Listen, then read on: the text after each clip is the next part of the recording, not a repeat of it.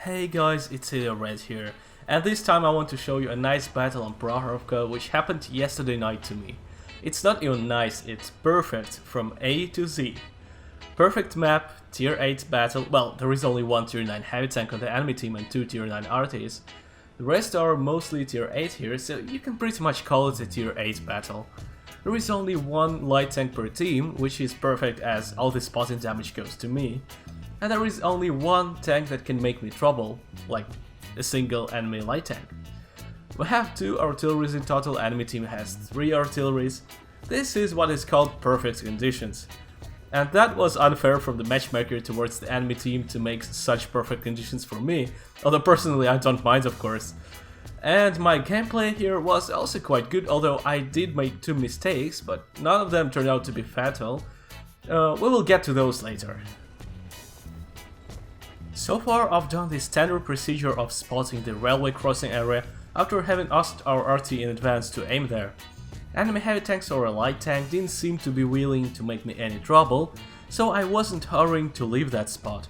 Why not to keep these guys spotted a bit longer for our SPGs if I can do that safely? Unfortunately our RT missed, but I'm not sad about it, there is much work to do, so let's rush to the other flank and check the alley.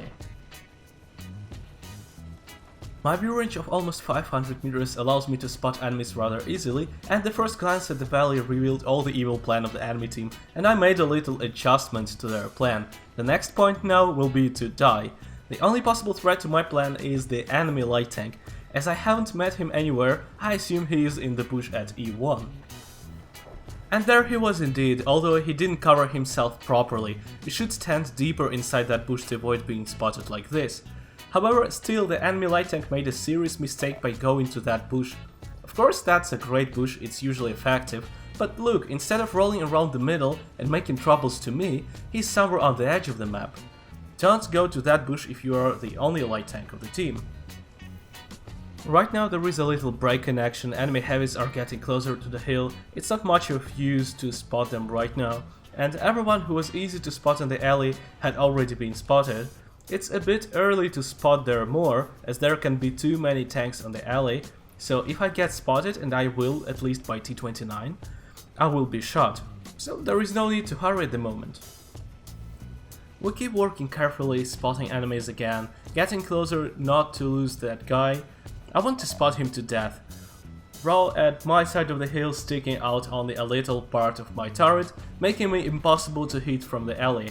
And that's my first mistake here, as I totally ignored danger coming from T29, which could hit my back. I decide to keep operating in this area, and as T29 dies, I realize that I have a whole new ground for scouting, since there was no one on that area except for T29. An advantage it gives me is the following: all the enemies on the alley cover themselves with the bushes from their front. They cover from our guys in the alley and from the middle of the map. And as I approach alley from this side, I will only meet their sweet booties not covered by any bushes and will meet to spot them, which I happily do of course.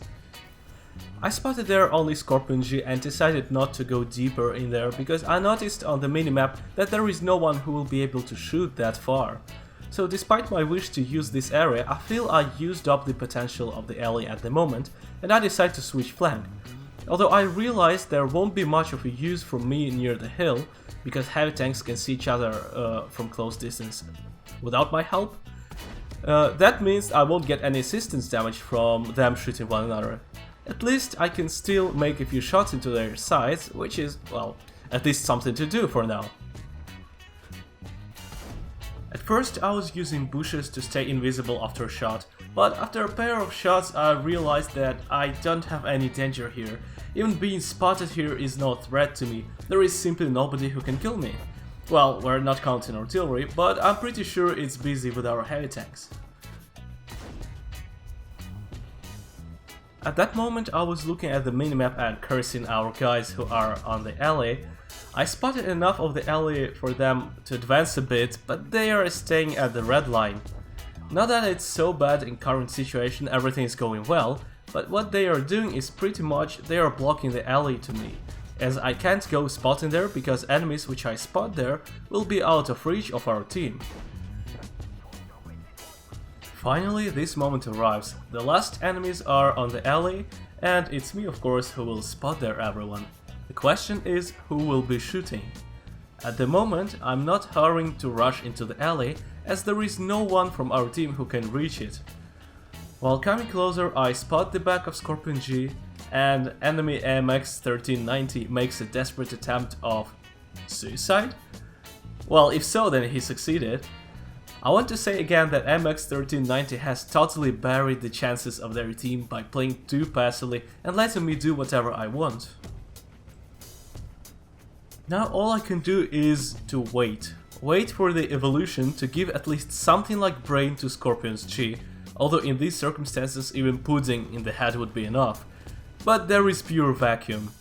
That's what I was thinking at the moment while watching our ML1 approaching Valley. It's actually my greed and ML1 that triggered me to go into action, as I didn't want him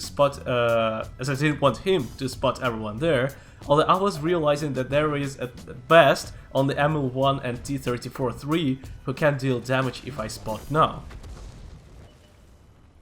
Luckily, enemy Scorpion G turns out to be within the drawing area of our Scorpion's G, but that guy still manages to hit my back, my second mistake per battle and the only serious mistake. As a total, I got 10,702 combined damage in this battle. You probably don't remember that, but the enemy team had 18,250 hit points in the beginning of the battle, which means that I took most active part in eliminating almost 60% of the total enemy team's hit points, 11,000 out of 18,000. Of course, these kind of battle conditions I would call spherical light tank in vacuum. It was too perfect really, but still you never expect anything like that. And a very cool finish. Bam! I deserved to have a kill. If you enjoyed this video, please give it a like and share it with your friends and clanmates. Thank you for watching, see you in my next videos and on my streams, and goodbye.